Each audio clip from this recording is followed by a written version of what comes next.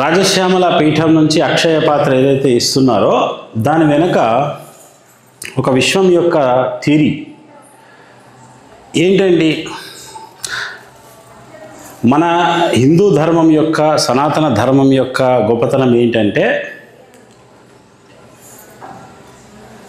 ఋషులు ఏది పెట్టినా దాని వెనుక విశ్వ నిర్మాణపు మెటీరియలైజేషన్ ఏ రకంగా అవుతుంది, మెటీరియలైజేషన్కు మనకు ఉండాల్సిన ఇంటెన్షన్ ఏమిటి అనేది చెప్తుంది. ఆ థియరీ ఏమిటి, అక్షయ పాత్రకు ప్రాణలింగానికి ఉన్నటువంటి ఒక అవినాభావ సంబంధం ఏమిటి అనే దాన్ని చూస్తే మనకు ఈ విశ్వము ఎక్కడి నుంచి వచ్చింది అని మన వేదము కానీ, ఋషులు కానీ, ఆత్మానుభూతి పొందిన అనుభవజ్ఞులైన యోగులు కానీ చెప్పారు అంటే, అనంతమైన నామరూప గుణములు లేని అనంతమైన దివ్య విశుద్ధ ప్రజ్ఞాతేజము నుంచి ఈ యొక్క విశ్వం యొక్క ఆవిర్భావమైంది.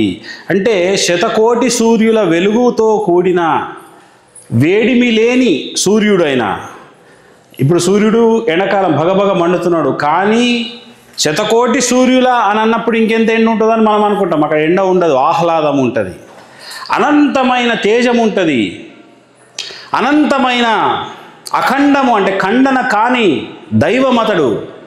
ఆ అనంతమైన పరివ్యాపకత స్థితి కలిగిన, అన్ని లోకాలలో పరివ్యాపకత స్థితి కలిగినటువంటి ఒకే రకమైన తేజము ఏమిటి? ఆ తేజము, దాన్నే మన వేదాలు ప్రకటించిన నామము శివ, సర్వేశ్వర, విశ్వేశ్వర, భగవాన్.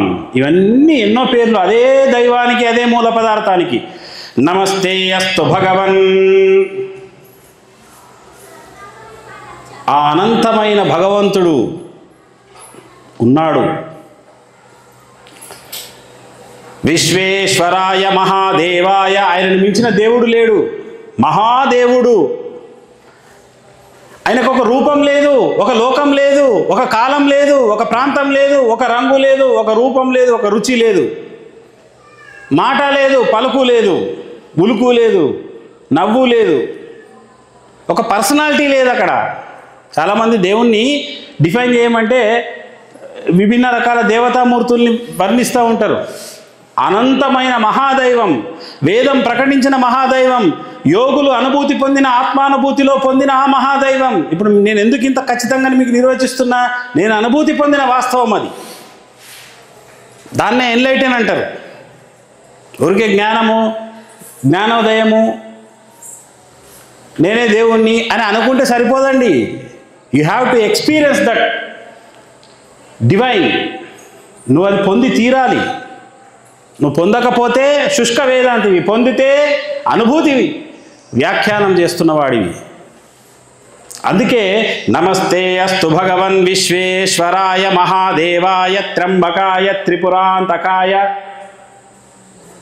మనలో ఈ త్రిపుర రహస్యం అంటే ఈ మూడు, ఈ ఆజ్ఞాచక్రము దాటి ఇడాపింగళ సుషుమ్న, ఈ ఆజ్ఞాచక్రము దాటిన స్థితి త్రిపురాంతకం.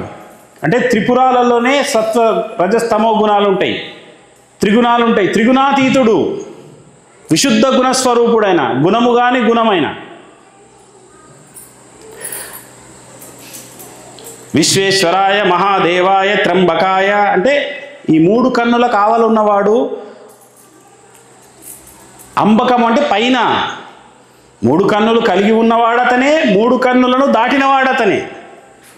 ఒక్కొక్క పదం మీద అనుభూతి ఉంటే గంటలు వ్యాఖ్యానం చేయొచ్చు. త్రికాలాగ్ని కాలాయ, మూడు కాలాలు జాగ్రత్త స్వప్న సుషుప్తిలను దాటినవాడు. కాలాగ్ని రుద్రాయ, శోకమును నశింపజేసి తేజోమయ స్వరూపమైన కాలమే తేజోమయంగా కలిగినవాడు. నీలకంఠాయ మృత్యుంజయాయ, నీలకంఠుడు అంటే లేయర్స్ మనకుంటాయి. ఇప్పుడు మీకు లేయర్స్ చెప్తే ఎట్లుంటుంది అంటే, అది కంఠస్థానము నీలం కింద వస్తుంది. పరమాత్ముని యొక్క కంఠస్థానం ఆకాశం. మీకు కనిపిస్తున్న ఈ ఆకాశం పరమాత్మని కంఠం. దానిపైన ఒక ఆకాశం ఉంది. ఏంటి ఆ ఆకాశం? నీలకంఠాయ మృత్యుంజయాయ. అతనికి మృత్యువు లేదు, మరణం లేదు, జననం లేదు, ఉంటాడు సదా. బ్రహ్మ విష్ణు రుద్ర మహేశ్వర అందరికీ లోకాలు ఉన్నాయి. అన్ని లోకాలు ఒకనాడు ఆయుష్ క్షీణిస్తాయి. కానీ ఇవన్నీ ఎక్కడ పోయి కలుస్తాయంటే అనంతమైన మహాదేవుని మహా తేజములో లయమైపోతాయి. ఎప్పటికీ ఉండువాడతనే, అక్కడి నుండే లోకం వచ్చువాడు అతనే. ఆ మూల స్థానమే, దాన్నే ఆత్మస్థానం, పరమాత్మ స్థానం, పరబ్రహ్మస్థానం, పరమేశ్వర స్థానం అని అనుభూతి పరులు చెప్తున్నారు. పైన ఏది ఉందో నీ లోపల అదే ఉన్నదని నేను నా అనుభవంలో కూడా చెప్తూ ఉన్నా. మహాత్ములు ఎందరో చెప్పారు.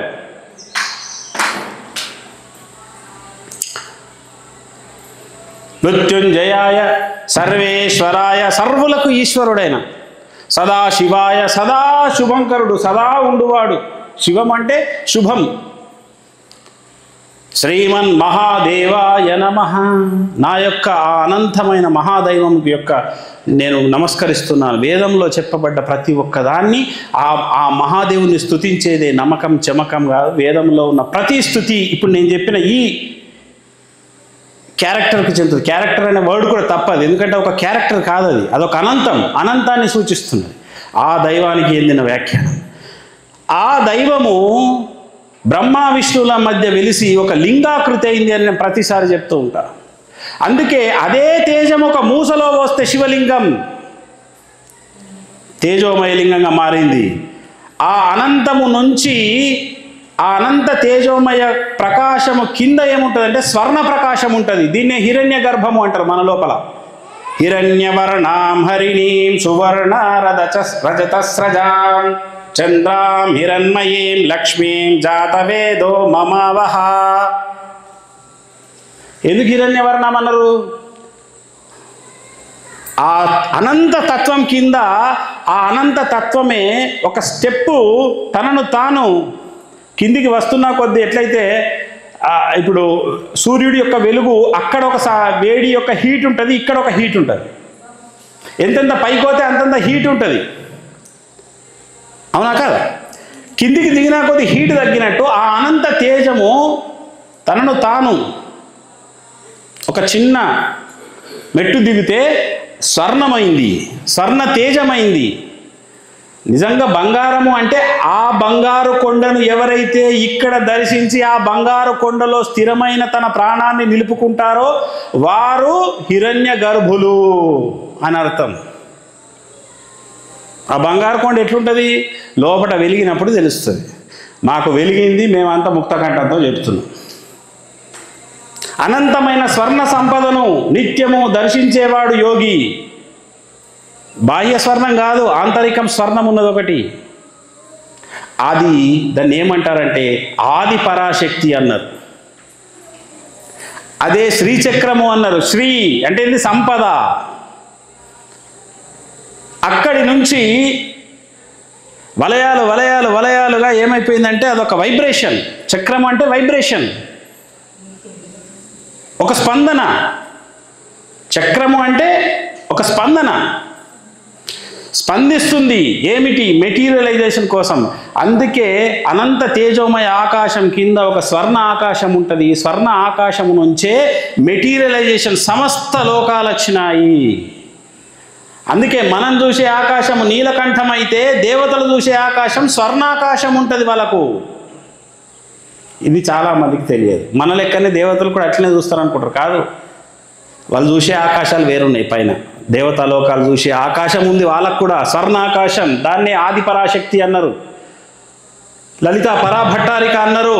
అక్కడి నుంచి రాచకార్యాలు నిర్వహించే బాధ్యత ఎవరికి ఇచ్చారు ఈ విశ్వాన్ని అంటే రాజశ్యామలకు ఇచ్చారు. రాజశ్యామలను మంత్రిని దేవత అన్నారు. అక్కడ స్వర్ణవర్ణ ప్రకాశములో మణిద్వీప వర్ణములు ఇవన్నీ ఉంటాయి మీకు. అక్కడ మెటీరియలైజేషన్ అయిపోయింది, రూపాలు వచ్చినాయి, వర్ణన వచ్చింది, గుణం వచ్చింది, అన్నీ వచ్చేసినాయి. అందుకే ఇప్పుడు మీకు ఇచ్చే అక్షయ పాత్ర యొక్క గొప్పతనం కూడా ఏంటంటే పాత్ర పైన శ్రీయంత్రం, యంత్రం పైన శివలింగం పెట్టుకోవాలి. మీకు అర్థమైంది? ఇప్పుడు శివుడు the top of the top of the top. ఇక అంతే, ఇంక ఆయన తప్ప ఇంకేం వర్ణించాలి నాకు పదాలు వస్తలేవు. వారి నుంచి వచ్చిన అనంత తేజమే స్వర్ణాకాశం. మీకు అందుకే ఏ రంగులో ఉంది మీకు ఇచ్చే పాత్ర? బంగారు వర్ణమేనా? ఇది రీజన్, బంగారు వర్ణంలో ఉండాలి అనే వర్ణం అది. ఆ ఛాయ మనకు ఆ వర్ణం రావాలా అన్న ఉద్దేశంతో ఇది రీజన్. మెటీరియలైజేషన్కు స్వర్ణవర్ణానికి అంత ప్రాధాన్యత ఉంది. స్వర్ణవర్ణానికి శక్తి మూల చైతన్యం ఎంత వస్తుంది? మూల చైతన్యం మూల చైతన్యము ఆ ప్రాణలింగం తెల్లటి ఇక్కడ మూల చైతన్యం. మనం తెల్లటి ప్రాణలింగాన్ని మనం ఇప్పుడు ఎక్కడ పెట్టుకుంటామో ఆ అక్షయ పాత్ర పైన పెట్టుకోవాలి. ఆల్రెడీ మీకు ఎవరికైతే ఉందో వాళ్ళు ప్రత్యేకంగా అక్షయ పాత్ర పూజ ఏమక్కర్లేదు. శివలింగంకు రోజు చేస్తారా? విత్తంచమే నమ శివాయ. ఏం కోరుతున్నావు? ధనము ప్రసాదించు శివ. ఆయుశ్చమే నమ శివాయ. జ్యేష్ఠంచమే నమ శివాయ. ధనంచమే నమ శివాయ. ఇక 11 ఏదైతే నేను సెలెక్ట్ చేసి మీకు ఇచ్చినో, ఇప్పుడు ఎక్కడ పూజ చేస్తున్నావు? అక్షయ పాత్ర పైన శివుడికి పూజ చేస్తే శివ ఎనర్జీ అంతా మీరు ఏదైతే అక్షయ పాత్ర ఏదైతే ఉందో మెటీరియలైజేషన్ కావడానికి ఈ యొక్క పాత్ర నిండు అంటే దాంట్లో ఆ ఫుల్ఫిల్ కావాలి, ఆ తేజస్సు అక్కడి నుంచి మీ యొక్క మెటీరియలైజేషన్ రావాలి అంటున్నది అక్షయ పాత్ర యొక్క తత్వం. ఇప్పుడు మీకు అర్థమైందా? శివుడి కింద శక్తి ఇచ్చే ఆ అనంత భాండాగారం. అందుకే ఇది ఇందులో ఉన్నటువంటి విశ్వం యొక్క రహస్యము. ఇది శివలింగం పెట్టదగ్గది, అంతే తప్ప వేరేదేం పెట్టరాదు. అక్కడ ఓన్లీ లింగం పెట్టాలి. అప్పుడే నువ్వు విశ్వ నిర్మాణాన్ని గౌరవించినట్టు లెక్క. ఇది విశ్వం యొక్క ఆకృతి. కింద ప్రాణవట్టం అంటే అమ్మవారు శక్తి, పైన శివం. శివశక్తి మేళవింపే శివలింగం. కాబట్టి అక్షయ పాత్ర మీద ఉండాల్సిన దైవం ఎవరు అంటే సామ్రాట్ శివ ఉండాలి. అక్షయ పాత్ర మీరు అమ్మవారి ఫోటో ముందు పెట్టుకోవచ్చు, రాజశ్యామల అమ్మవారి విగ్రహం పక్కకు పెట్టుకోవచ్చు. పాత్ర మీద మాత్రం శివుడు ఉండాలి. ఎందుకు? కుబేరుడు అక్షయ సంపదలు పొందిండు ఎవరిని ఆరాధించిండమ్మా? శివుణ్ణి ఆరాధించి ఈ రోజే ఆయనకు ధనాధిపతి అయిండు. అక్షయ తృతీయ నాడే ఆయన ధనాధిపతిని చేస్తాడు. లక్ష్మీదేవికి సంపదల దేవతగా చేసింది ఎవరు? శివుడే. అందుకే మీకు ఐశ్వర్యేశ్వరుడి ఫోటో ముందట లక్ష్మీ కుబేరుడు కూడా శివుణ్ణి పూజిస్తున్నట్టుంటాయి కొన్ని తమిళ గ్రంథాలలో. ఇక్కడ ఉన్న చూడండి, అర్థమైందా? అంటే మనం పూజిస్తే ఎవరిని పూజించాలి? మూల శక్తిని పూజించాలి. ఇది మూల శక్తి. కాబట్టి మళ్ళా ప్రాణలింగం తీసుకున్న వాళ్ళకి ఇంకొక పూజ ఏమి ఉండదు. అక్కడనే అభిషేకం అయిన తర్వాత అక్కడ పెట్టేసుకుంటారు, బియ్యంతో అర్చన చేసుకుంటారు. ఆ బియ్యాన్ని 10 రోజులకు ఒకసారి పాయసం చేసుకొని తింటారు. ఇంకా మీకు ఎక్కడ కొత్త పని ఉందా? కొత్త పూజ ఉందా? కొత్త నైవేద్యం ఉందా? ఏమీ లేదు. ఇది ఈ యొక్క రహస్యం. కాబట్టి ఎవరికైతే లేదో మీకు ఇవ్వడం జరుగుతుంది శివలింగం, వాళ్ళకు కూడా అక్కడ పెట్టుకొని పూజ చేస్తూ ఉండండి. ఇక మీరు చేసే ఇంకొక విషయం ఏంటంటే వినియోగం ఎట్లా ఉంటుందంటే, మీకు విత్తంచమైన కార్డ్స్ ఇస్తారు. ఇప్పుడు ఇందాక నేను అనిపించిన సంకల్పాలు మీకు బుక్లో ఉన్నాయి. ఆ బుక్లో ఉన్న సంకల్పాలు చదువుకోవచ్చు. కానీ శివుడికి మీరు బియ్యంతో అభిషేకం చేస్తారు. విత్తంచమే, ధనంచమే, ఆయుష్యమే, అమృతంచమే. ఇది ఏదైతే మీరు ఎక్కువసార్లు చేస్తూ ఉన్నారో అవన్నీ మీ దగ్గరికి వస్తాయి. కేవలం ఆ ఒక్క నామాన్ని ఎక్కువసార్లు చేయండి. విత్తంచమే నమశివాయ, ధనంచమే. లేదు, ఇప్పుడు నేను చెప్పిన 15 సార్లు అయినా కనీసం పొద్దున ఇచ్చిన కదా అక్షయ సిద్ధి మంత్రం, ఆ మంత్రాన్ని పట్టుకొనైనా చేయొచ్చు. మీ ఓపిక, మీ సమయం, మీకున్న ఆసక్తి. ఒకటి వెరీ సులువైన విధానం చెప్పినా, ఒకటేమో కొంచెం పని ఉంటుంది. కానీ శ్రమించాలి, సాధన చేయాలి. ఊరికే ఏదో మనం ఇట్లా అనగానే ఇట్లా చేయాలి కాదు. సాధన జరిగింది. మహర్షులు అంటేనే, ఋషులు అంటేనే తపస్సులు చేసిన వాళ్ళు. కనీసం మన జీవన విధానం కోసం మనం తపస్సు చేయకపోతే అర్థం లేదు. అర్థమైందిగా? ఇది మీరు చేసుకోవాలా. ఈ గురు ప్రాణలింగాన్ని శ్రీ యంత్రం పైన పెట్టేయండి. యంత్రం పైన మీకు తద్వారా అద్భుతమైన ఫలితాలు జరుగుతాయి. అక్షయ పాత్ర అనేది మీకు ఎట్లాగో ఉండనే ఉంటుంది. అయితే బాగా గుర్తుపెట్టుకోవాలి. నేను ఇందాక ఏం చెప్పానంటే, వినియోగంలో మీరు ఏదైనా ఆశించండి. ఒక చిన్న లాజిక్ చెప్తా. మీరు ఆశిస్తున్నారంటే ముందు ఇవ్వడం నేర్చుకోండి. భవిష్యత్తులో కూడా మీరు ఆశిస్తుంటే ఇవ్వడం నేర్చుకోండి. మీరు ఒక 100 క్వింటాల బియ్యం కావాలి మీకు, అప్పుడు మీకు మీరు ఆశిస్తున్నారు, అప్పుడు మీరు ఏమేయాలండి? ఒక 50 కిలోల బియ్యం వేస్తారా? ఒక కుంటల్ బియ్యం వేస్తారు కదా భూమి మీద. మీరు విత్తనిది కోసుకోలేరు. అట్లనే మీరు ఖచ్చితంగా మీరు ఏ వ్యాపారాలు చేస్తారో నాకు తెలియదు, ఇవాళ నుంచి ఒక అమ్మవారి యొక్క బలాన్ని మీరు కూడగట్టుకోండి. అమ్మవారికి నేను చెప్పిన కదా, సర్వ ఆకర్షణ దేవత అని. అమ్మవారిని మీరు ఏం చేసుకోరంటే, ఇప్పుడు ఇందాక నేను ఎందుకు ముడేపించిన, అమ్మవారి పేరు చెప్పే ముడేపించిన.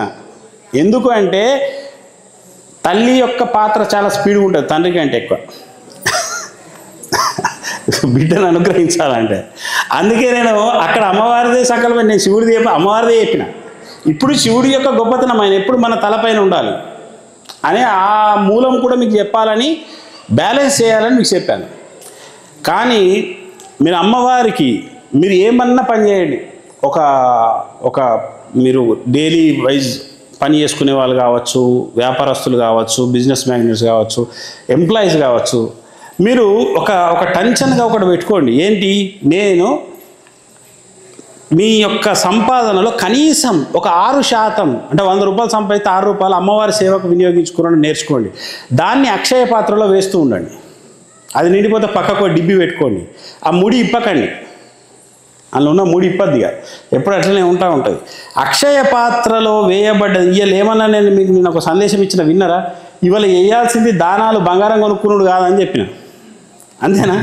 ఇప్పుడు మీరంతా ఇవాళ ఏం చేశారు? దానమే చేశారు. ఇవాళ చేసింది మీరేంటి? అమ్మవారి పీఠానికి రాజపోషకులుగా సేవ చేసుకున్నారు, దానం చేశారు. సపోర్ట్ కొట్టండి ఒకసారి. ఇప్పుడు ఇవాళ మీరు చేసిన దానము సేవ అక్షయంగా వర్ధిల్లుతూ ఉంటుంది. అట్లా ఏం చేసుకోవాలంటే అదొక కార్యక్రమాలు ఉన్నప్పుడు ఇయర్కో ఎప్పుడో ఒకసారి ఆ అమ్మవారి కోసం మీరు కేటాయించుకున్నటువంటి ఆ ధనాన్ని అమ్మవారికి ముడేసుకోండి. అమ్మ, నేను సంపాదించుకున్నదంట నీ సేవ కోసం ఒక 6% నేను పెట్టుకుంటా, నాది వృద్ధి చెందించు, అందులోకి వెళ్ళి నేను నీకు చేస్తా. అదేం తప్పు కాదు. ఎందుకు అంటున్నంటే నీకు ఒక కమిట్మెంట్ అనేది ఉన్నప్పుడు భగవంతుడు దాన్ని మెచ్చుతాడు.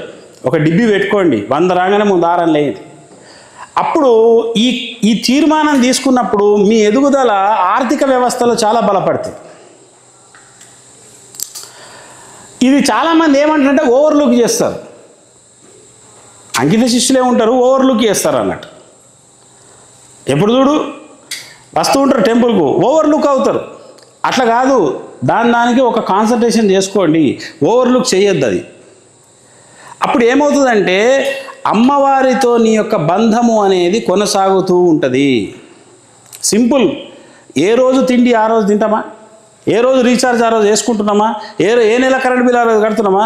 భగవంతుని దర్బారు కోసము ఇతర మతస్థులు చేస్తున్నది ఒక అద్భుతం. ఇదే మన మతంలో చెయ్యలేని ఒక అనద్దుగాని ఒక దురదృష్టం కూడా ఇదే. చాలామందికి ఈ విలువలు తెలుస్తలేవు. భగవంతుని కోసము ఈ భూమి మీద మనం చేసుకుంటున్నప్పుడు you have to do charity. నీకు చారిటీ చేయకపోతే ఈ భూమి మీద నుంచి ఏ వస్తువును తీసుకునే హక్కు లేదు. చారిటీ అంటే ఇతరులకు తోడ్పడేది. నేను అన్నా నీళ్ళ కుండలు కొనియండి, ఎక్కడైనా గోశాలలకు ఇవ్వండి, ఎక్కడైనా అంటే చారిటీ చేసే గుణం పెంపొందించుకోండి అని చెప్పింది. కాబట్టి ఇటువంటి ఒక భావన ఇవాళ అక్షయ తృతీయ అనే ఒక సంకల్పం తీసుకుంటే నా జీవితంలో బీడీలు చేస్తారు 2,000 వస్తాయి. ఫర్ ఎగ్జాంపుల్ చెప్తున్నా, 2,000 6% పక్కన పెట్టుకోరు. ఎంత? 60 రూపాయలు, 120 రూపాయలు పక్కన పెట్టుకోండి. పెద్ద విషయమా? అది చిన్నదే, గింతేనా అనుకుంటాం. కాదు, అమ్మవారికి అది పెద్దది. నాకు తెలిసిన ఒక భక్తురాలు ఉంది, బీడీలు చేస్తారు. నేను ఎందుకు చెప్తున్నా అంటే నా దగ్గర పేద మధ్యతరగతి ధనిక తేడా లేవండి.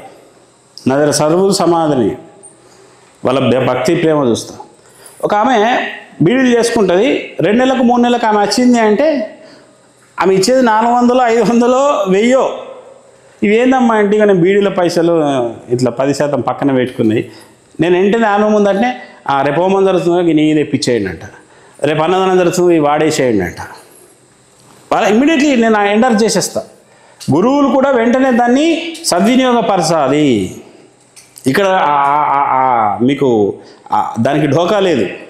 ఇక్కడ అంత సిస్టమ్ ఉంటుంది. కాబట్టి అంటే ఆమె పెద్ద పెద్దగా కట్టుకోకపోవచ్చు, ఆమె చేసే చిన్నదైనా నాకు ఇలా గుర్తుంది. ఆమె ఎందుకు గుర్తుంది? 4 సంవత్సరాలుగా ఆమె క్రమం తప్పలేదు. 4 సంవత్సరాలుగా క్రమం తప్పలేదు. మొన్న ఒక 6 నెలలు ఆమెకు వీలు కాక రాలేదు, ఏదో వేరే ప్రాబ్లమ్స్. 6 నెలల తర్వాత వీలు కాకపోతే నేను అట్లా గుర్తుపెట్టుకోను కదా. 6 నెలల తర్వాత మొన్న ఇస్తే ఎందుకమ్మా అంటే ఇంత కొంచెం ఎక్కువ జమ చేసుకుంది, ఒక 6,000 దాకా. ఎందుకమ్మా ఎన్ని ఇస్తున్నావు అంటే నేను 6 నెలలు కదా రాలేదు అని జమ చేసుకుని నేను నిజంగా ఆనందపడ్డా. ఉడతాదేంది శబరి రాముడు ఇస్తే ఎట్లా గుర్తుపెట్టుకుంటాడో నాకు ఇప్పుడు ఇంత మందిలో ఆ అమ్మాయిని ఎందుకు గుర్తుపెట్టుకున్నా? కమిట్మెంట్. చిన్నదా పెద్దదా కాదు, వాళ్ళు చేస్తున్నటువంటి శ్రద్ధ చూస్తాడు గురువు. వాళ్ళు ఉన్నోళ్ళు ఉన్నట్టు చేసుకుంటారు, లేనోళ్ళు లేనట్టు చేసుకుంటారు. లేని వాళ్ళు చేసేదైనా మాకు శిరోధార్యమే అని చెప్తున్నా మీకు. అది మేము చూస్తున్నది. కాబట్టి ఒక నిబద్ధత కలిగి ఉండండి, నియమిత ఒక దృక్పథం కలిగి ఉండండి, దాన్ని తప్పకండి. భక్తి పెరగాల తప్ప తగ్గదు. ఇట్లా మీరు ఉండి మీరు ఏదైతే కావాలనుకుంటారో అక్షయ పాత్రలో వేస్తూ సంకల్పాలు చేస్తూ ఉండండి. మీ యొక్క ధాతృత్వ గుణాన్ని ఎప్పుడైతే పెంచుకుంటారో భగవత్ లక్షణాలు మీకు వస్తూ ఉంటాయి. భగవంతుడు అంటేనే త్యాగం. త్యాగము లేని సేవలు పూజలు వ్యర్థము. కాబట్టి ఈ రకంగా మీ యొక్క సాధనను కొనసాగించండి. అమ్మవారి అక్షయ సిద్ధి మంత్రం ఎవరికి ఇవ్వద్దండి మీరు. అది మూలమంత్రం. మీరు ఎవరికి చిట్టి ఇచ్చేసి చదవకపో అంటే మీ ఎనర్జీస్ వాళ్ళకి వెళ్ళిపోతాయి. మీకు నేను ఇచ్చినది ఏదైనా సరే ఇప్పుడు ఈ అక్షయ పాత్ర రండి బాబు రండి అని అందరినీ ఊరందరినీ పిలిచేసి తాకండి మొక్కండి అక్కడ స్వయంగా చేయబెట్టి నేను ప్రాణప్రతిష్ఠ చేశాను. మీకు ఇవలటికెళ్ళి రాసి పెట్టుకోండి. మీరు నిబద్ధత కలిగి ఉండండి. నేను చెప్పిన సాధన చేయండి. మీ ఇంట్లో ఎప్పుడు లేమి, బాబా అంటాడు కదా, నా భక్తుల ఇళ్ళలో లేమి అనే శబ్దం పొడసూపదు అని. ఎప్పుడు లేవు అని ఏదో దేకారం బతుకైతుండదు. ఒకరికి ఇచ్చేస్తే స్థాయికి అయితే మీరు వెళ్తారు. ఆ రకంగా మీకు అవకాశాలు వస్తాయి. ఆచితూచి అడుగులేసి అవకాశాలను అందిపుచ్చుకొని బిజినెస్లు కానీ వ్యాపారం కానీ ఇంప్రూవ్మెంట్ కోణాలు కానీ ఆలోచించండి. ఎప్పుడైనా కానీ ఇంట్లో కూర్చొని నాకు అంత దేవుడి అలా ఇది కాదు. నువ్వు పని స్టార్ట్ చేయి, ఏదో ఒకటి చేయి, ఉట్టి ఉండవు, ఏదో ఒకటి చేయి. అప్పడాలు అమ్ముకో, హోమ్ ఫుడ్ బిజినెస్లు చేసుకోవాలి, ఇంట్లో కూర్చొని సకినాలు చేసి చేసుకోండి, ఏదైనా చేయండి. కానీ చెయ్యండి. ఇంటికాడ ఉట్టికి కూర్చొని తిందాం తిరుగుదాం అటు ఇటు తిరుగుదాం అంటే రోజులు గడిచిపోతున్నాయి. ఇప్పుడు చూడు, మేము పీఠం పెట్టి 3 ఏళ్ళు అయిందా ఇయ్యాలటి కంటే నేను అసలు ఎట్లా గడిచిపోయినాయి 3 ఏళ్ళు 3 నిమిషాల్లాగా అయిపోయింది నాకైతే. నిన్న మొన్ననే కదా పెట్టింది అన్నట్టుంది. అయిపోతుంది అట్లా. కాబట్టి టైం వేస్ట్ చేయకండి దయచేసి. డబ్బు అనేది ఖచ్చితంగా ఉండాలి. పొదుపు చేసుకోండి, దుబారా ఖర్చులు వద్దు, త్యాగ బుద్ధి కలిగి ఉండండి. ఇక్కడ నేను చెప్పేది బ్యాలెన్స్ చేసుకోండి, దుబారా చేసుకోకండి. మంచి దృక్పథంతో మీరు ముందుకు వెళ్ళాలి, సంపాదించుకోవాలి అమ్మవారి యొక్క అనుగ్రహంతో. అలాగే ధ్యానం చేయాలి. అన్నిట్లో నంబర్ 1గా మీరు ఉండాలి. నేను చెప్పేది అది.